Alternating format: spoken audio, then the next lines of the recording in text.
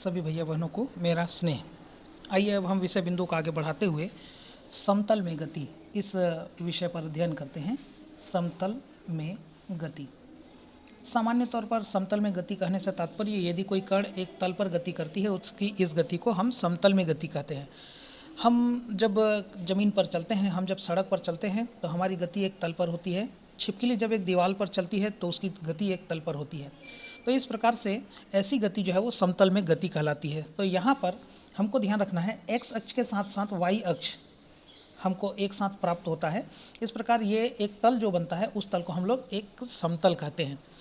तो जब हम इस तल में अगर किसी बिंदु को प्रदर्शित करना चाहेंगे तो ऐसी स्थिति में अगर मान लिया जाए कोई कण जो है वो एक तल पर स्थित है तो उसकी इस गति को मैं अगर व्यक्त करना चाहूँ तो सदिश r बराबर एक्स आई प्लस वाई जे, इस सदिश द्वारा हम जो है किसी कण की स्थिति को व्यक्त कर सकते हैं।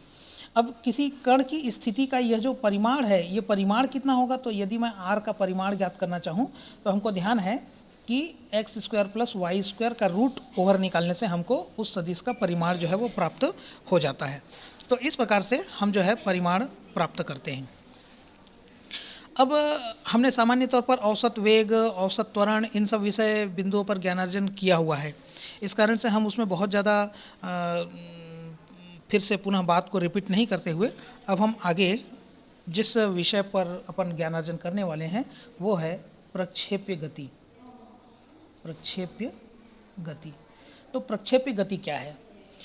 हम जैसे एक पत्थर को उठाते हैं और उठाकर जब हम उसको ऐसा फेंकते हैं, दूसरी बात हम पत्थर को उठाते हैं और पत्थर को हम जस्ट अपने ऊपर सिर के ऊपर फेंकते हैं, तो इन दोनों में विशेष तौर पे ध्यान देने वाली बात यह है कि हमने इसमें जब पत्थर फेंका है तो वो इसी स्थान पर गिरता है और यहाँ पर जब हम पत्थर ए बिंदु से फेंकते हैं तो वह बी बिंदु पर गिरता है।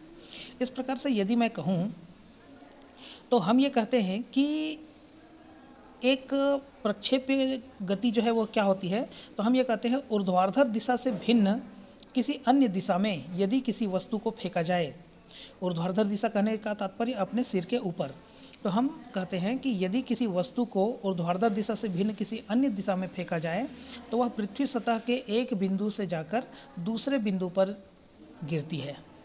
तो इस प्रकार ये जो वस्तु होता है उसका यह जो पथ होता है यह परवलयाकार होता है और इस प्रकार की गति को हम लोग प्रक्षेप्य गति कहते हैं। प्रक्षेप्य गति, हम जो पत्थर फेंकते हैं वह एक प्रकार से प्रक्षेप्य गति का एक उदाहरण है। प्रक्षेप्य गति एक प्रकार से द्विविमीय गति होती है, इसका हमको ध्यान रखना है। जैसे सामान्य तौर पर हमने देखा है कि हम जब भी क्रिकेट खेलते हैं तो क्रिकेट पर जब हम बॉल को बहुत ऊंचाई पर ऐसा करके मारते हैं तो वह एक बिंदु से जाकर दूसरे बिंदु पर गिरता है। ठीक उसी प्रकार से फुटबॉल भी जब हम ऊपर फेंकते हैं, फुटबॉल को लात से मारते हैं तो वह एक बिंदु से दूसरे बिंदु पर जाकर गिरता है। इस प्रकार जो हमारी गति है यह सब गति जो है वो प्रक्षेप्य गति का उदाहरण हो सकता है। अब प्रक्षेप्य गति में हमको मुख्य रूप से दो बातें ध्यान में रखनी है, एक गति होती है क्षैतिज और एक होता है ऊर्ध्वाधर। तो प्रक्षेप्य गति को समझने के लिए जब हम इसका व्यंजक समझेंगे तो इन दोनों गति के बारे में भी हमको समझना होगा। तो अब जिस वस्तु पर प्रक्षेप्य गति हो रहा है उस वस्तु को हम जो है वो प्रक्षेप्य कहते हैं। प्रक्षेप्य, तो प्रक्षेप्य क्या है? वह वस्तु है जिस पर हम जो है वह प्रक्षेप्य गति का अध्ययन करते हैं, तो वो प्रक्षेप्य गति कहलाता है। अब इस प्रकार से हम चलते हैं, कहना चाहिए प्रक्षेप्य गति के अंतर्गत हम अध्ययन करेंगे आगे कुछ विषय बिंदुओं पर। तो आगे के विषय बिंदु का अध्ययन करने के लिए हम आगे एक वीडियो और देखेंगे। आप सभी भैया बहन स्वस्थ रहें, मस्त रहें और अपनी पढ़ाई नियमित रूप से जारी रखें। इन्हीं शुभकामनाओं के साथ आज के इस कालखंड में केवल इतना ही।